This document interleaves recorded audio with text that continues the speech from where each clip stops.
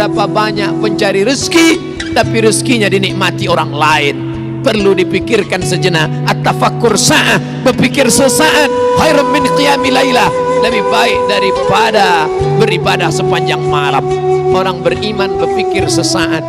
Yang hari ini beribadah, banyak ibadahnya, khusyuk dia, tapi setelah mati akan putus. Idza matal insan, dalam Sahih Muslim, idza matal insan, kalau manusia mati, inqata'a, putus amalnya. Tapi ada yang tetap mengalir, shadaqatun jariyah, tanah yang pernah dia wakafkan untuk masjid.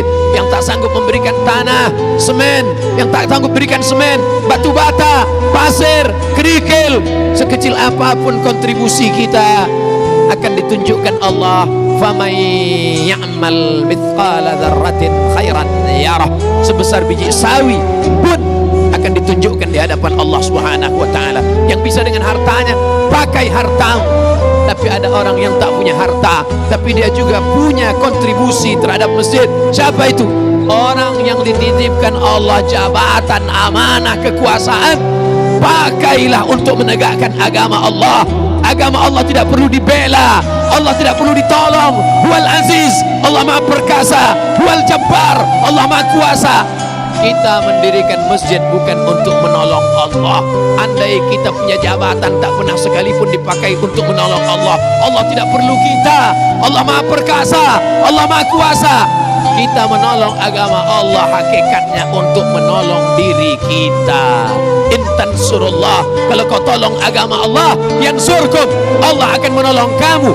Pada saat kaki tidak dapat tegak berdiri, tak ada yang bisa menolong. Yauma yafirrul mar'u min akhi, orang akan lari dari saudara kandungnya. Wa ummihi wa abi, lari dari ibunya, lari dari ayahnya. Wa sahibatihi wa bani, lari dari istrinya, lari dari suaminya. Anak-anak tak bisa menolong. Likulli imri'in minhum yauma idzin sya'nun yughni, maka pada saat itu yang bisa menolong hanya amal, amal, amal. Salah satu amal yang kekal abadi adalah membangun masjid.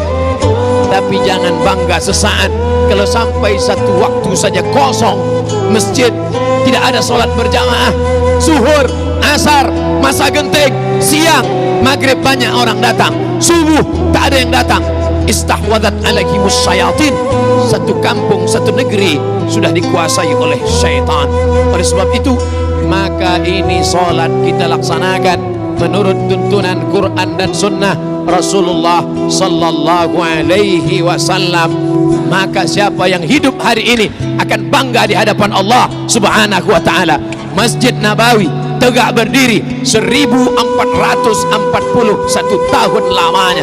Tapi sampai hari ini, siapa yang mewakafkan tanahnya dulu? Siapa yang menegakkannya bersama Nabi? Siapa yang ikut bergotong royong? Semua orang yang sholat di Masjidin Nabawi mengalir pahalanya kepada dia. Ma la yutraku kulluh, la yutraku kulluh. Kalau tidak pernah dapat dilakukan semuanya, jangan pernah tinggalkan semuanya. Kita mesti berkata kepada generasi ke depan, bangunlah masjid dengan hartamu, dengan tetes peluh keringatmu, dengan air matamu. Tapi kalau kau tidak punya harta, kau punya jabatan dan kekuasaan, pakailah amanah yang dititipkan Allah untuk memakmurkan rumah Allah. Kirim generasi bangsa ke Al-Azhar Mesir, ke Ummul Qura Makkah, menuntut ilmu agama. Mereka akan pulang menjadi imam, menjadi khatib. Liyunziru qaumahum, memperingatkan umat, la'allahum yahdharun. Mudah-mudahan mereka mendapatkan peringatan.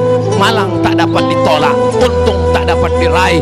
Ajal kuasa Allah, malaikat maut tiba, kita pun akan mati menghadap Allah. Orang-orang yang mati dalam kubur itu ditanya oleh Allah, hai mayat, hai jenazah, kalau kau diberi kesempatan hidup, mau apa? Mereka berkata, laula akhartani ila ajalin qarib, kalau kau beri aku umur, kalau kau beri aku kesempatan hidup sekejap saja, fa as-saddaqa, aku mau bersedekah, aku mau berwakaf tanah, aku mau membangun masjid. Wa akum minas salihin, aku ingin menjadi orang yang soleh. Tapi saat itu penyesalan tak lagi bermakna. Sampai masanya mata melihat azab Allah, telinga mendengar teriakan orang dalam neraka. Saat itu orang penghuni neraka berkata, Rabbana, ya Allah, absarna mata kami sudah melihat azab. Wa sami'na, telinga kami sudah mendengar teriakan azab. Farji'na, balikkan lagi kami ke dunia. Na'mal salihah, kami ingin beramal saleh. Apalah daya, penyesalan tak lagi bermakna, air mata darah tak dapat menembus kehidupan.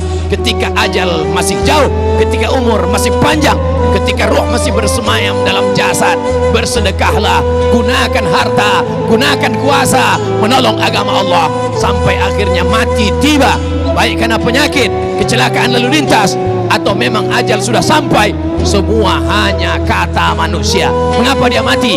Kena penyakit. Mengapa dia mati? Kecelakaan. Kenapa dia mati? Pesawatnya meledak. Kenapa dia mati? Karena tenggelam. Itu hanya takdir Allah. Tapi yang paling penting adalah apa yang akan kita bawa setelah kematian.